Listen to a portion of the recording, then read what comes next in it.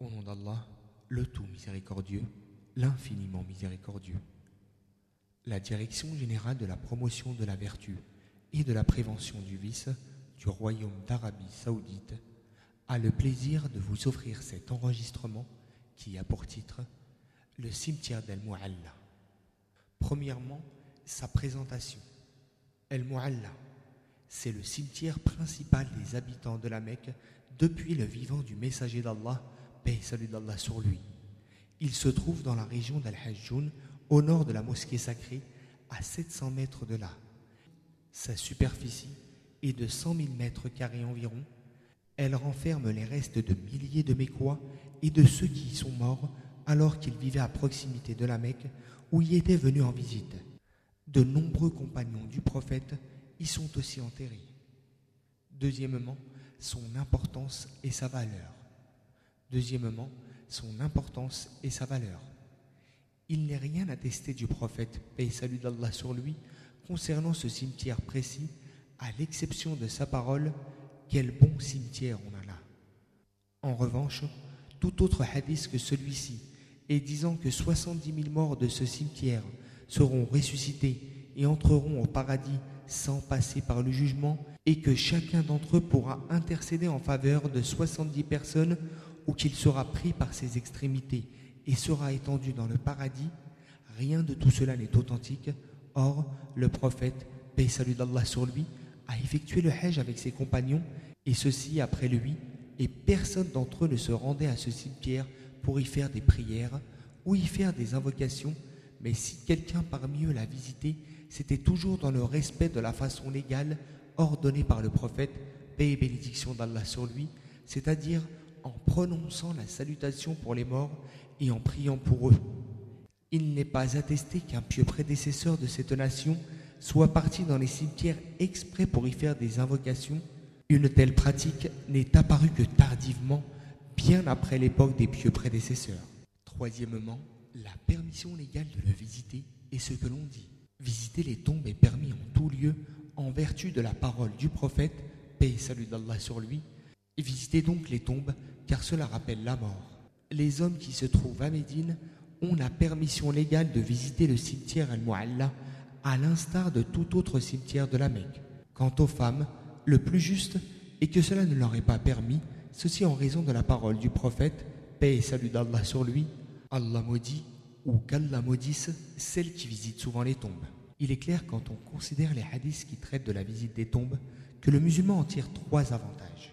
Le premier avantage tient au fait que la visite rappelle au musulman la mort, car quand celui-ci voit les tombes, il est incité à se tenir prêt le jour où il fera partie des habitants de cet endroit, et il s'y prépare en accomplissant les bonnes œuvres. Cela se comprend de façon évidente de la parole du prophète, paix et salut d'Allah sur lui, qui dit « Visitez-les, car elles, les tombes, vous rappellent l'au-delà ». Le deuxième avantage vient du fait que cela constitue une imitation du prophète, paix et salut d'Allah sur lui. En effet, la visite est une sunna mise en pratique par le prophète, paix et salut d'Allah sur lui. Ainsi, le musulman obtient la récompense que l'on mérite du fait d'imiter le prophète, paix et salut d'Allah sur lui, et du fait de lui obéir en exécutant son ordre qui dit « visitez les tombes ». Le troisième avantage réside dans le fait que cela constitue un bienfait pour ses frères musulmans défunts, car on leur fait des prières, des invocations, des doigts. En effet, les paroles que l'on dit à l'occasion de la visite, telles que rapportées du prophète, paix et salut d'Allah sur lui, de façon bien établie et qu'il a enseigné à ses compagnons, comportent des prières en faveur des morts musulmans. Or, cela leur est bénéfique et ils en tirent un avantage par la grâce d'Allah. De même, le visiteur lui aussi obtient une récompense pour avoir prié pour ses frères et pour leur avoir apporté un bienfait. Quand le musulman visite un cimetière, il doit se limiter strictement à ce qui est permis à ce sujet, et ce, en priant pour les morts, c'est-à-dire en prononçant l'invocation traditionnelle qui est السلام عليكم أهل الديار من المؤمنين والمسلمين وإنا إن شاء الله بكم لاحقون ويرحم الله المستقدمين منا والمستأخرين أسأل الله لنا ولكم العافية. Paix sur vous, ô habitants croyants de cette demeure, nous allons par la volonté d'Allah vous rejoindre Qu'Allah fasse miséricorde au premier d'entre vous et au suivant, et nous prions Allah pour que vous soyez épargnés de tout mal. Ou bien toute autre formulation de cette sorte qui contient une prière pour les morts. Quatrièmement, localisation précise de certains défunts qui s'y trouvent. Il ne fait aucun doute qu'Al-Mu'alla est le lieu où sont inhumés les habitants de la Mecque. C'est là aussi qu'ont été enterrés un certain nombre de compagnons. Il est bien connu que la loi islamique n'encourage pas à distinguer les tombes de sorte que l'on garde perpétuellement la connaissance de qui y est enterré. Cependant, le législateur a tout de même autorisé à mettre sur la tombe une marque grâce à laquelle on la distingue, comme une pierre par exemple, mais il a interdit de bâtir la tombe ou d'écrire dessus.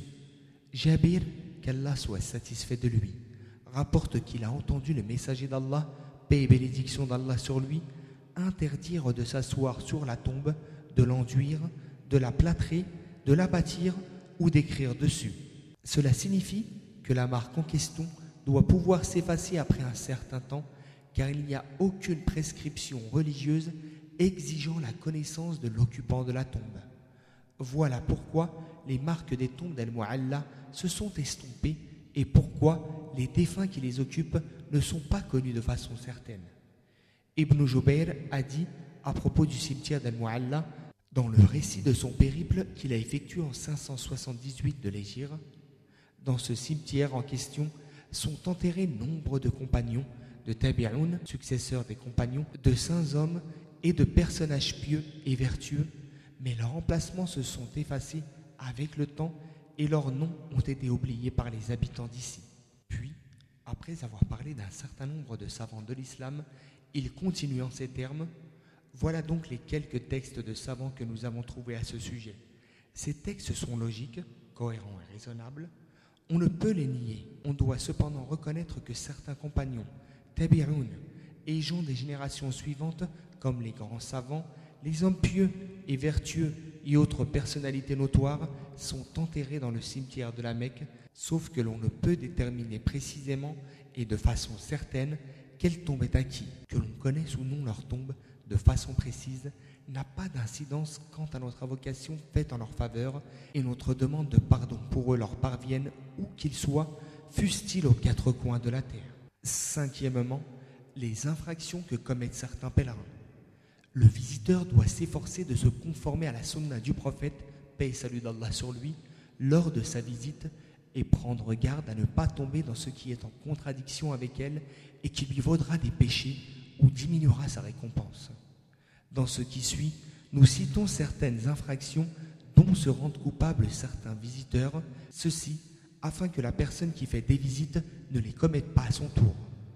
Le tawassul, au moyen des morts, c'est-à-dire prier à Allah en évoquant les morts dans sa prière afin d'appuyer sa demande en vertu d'une présupposée sainteté du défunt, les implorer à l'aide et leur demander d'intercéder en sa faveur auprès d'Allah. Accorder une importance exagérée aux tombes en se tenant de façon immobile devant elles dans une attitude de recueillement et dans un silence religieux, pensant que cela fait partie des bonnes manières que la loi divine ordonne alors qu'en réalité c'est plutôt une attitude exagérée vis-à-vis des morts qui se trouvent dans ces tombes, une attitude qui mène directement ou indirectement vers le shirk, l'idolâtrie, consistant à vénérer les habitants des tombes, culte des morts. Se prosterner ou s'incliner devant les morts, en effet, la prosternation et l'inclinaison révénéreuse sont des actes d'adoration qu'il n'est permis de consacrer à personne d'autre qu'Allah. Jeter des grains pour les pigeons, que ce soit à l'intérieur ou à l'extérieur des murs du cimetière, et penser que nourrir ces pigeons particulièrement comporte une récompense spéciale, ou croire que cet acte apporte de la baraka, de la bénédiction. Or, cet acte n'était pas pratiqué par le prophète, paix et salut d'Allah sur lui, ni par les compagnons, ni ceux qui ont succédé aux compagnons, tabi'oun, tout en se confirmant à leur exemple. C'est donc une des choses qui ont été innovées dans la religion. À cela, il faut ajouter que cette pratique implique un manque d'égard et de respect envers la nourriture, en plus que cela importune les passants. Se lamenter en élevant la voix et se frapper le visage, il ne fait aucun doute que cela est interdit et fait même partie des grands péchés, kaba'ir. Se diriger vers les tombes quand on a fait la prière et appeler cette prière la prière de la visite. En effet, prier en direction des tombes est unanimement considéré par les savants comme interdit. Faire du dhikr, évocation d'Allah avec des paroles de louange, ou des invocations en groupe, c'est une manière que ne faisait pas le prophète, paix et bénédiction d'Allah sur lui, ni ses compagnons, ni les successeurs de ces derniers. Prendre de la terre des tombes pour s'en frotter le corps ou la mélanger à d'autres substances dans le but d'avoir de la baraka, de la bénédiction et comme moyen de guérison. Jeter des messages écrits aux occupants des tombes pour leur faire des requêtes et leur demander d'enlever ses malheurs et ses problèmes. Attacher des fils, des chiffons ou des cadenas sur les portes et les grillages pour s'attirer la baraka. Se frotter aux murs et aux portes du cimetière et aux choses qui s'y trouvent, toujours par désir de baraka. Poser de l'argent sur certaines tombes. Cet acte est considéré comme un vœu, nadar, fait pour autre qu'Allah, donc interdit. Lire 3 fois les sourates al-Fatiha, al-Ikhlas et les 2 protectrices, al-Mu'awwidatin, al-Falaq et al-Nas, ainsi que surat Yasin et les derniers versets d'al-Baqarah en guide d'aumône en faveur des âmes des défunts. Enterrer des ongles, des cheveux ou des dents dans le cimetière dans l'espoir d'obtenir de la baraka. Asperger les tombes de parfum pour se rendre agréable aux gens qui y sont enterrés. Or, ceci fait partie des actes accomplis pour s'attirer la satisfaction ou la faveur d'autres qu'Allah, c'est-à-dire en signe de vénération, chose qui est interdite et défendue. Et que la louange soit au Seigneur des mondes et que la prière et le salut soient sur notre prophète Mohammed, sur sa famille, ses compagnons et ses successeurs de bonne foi.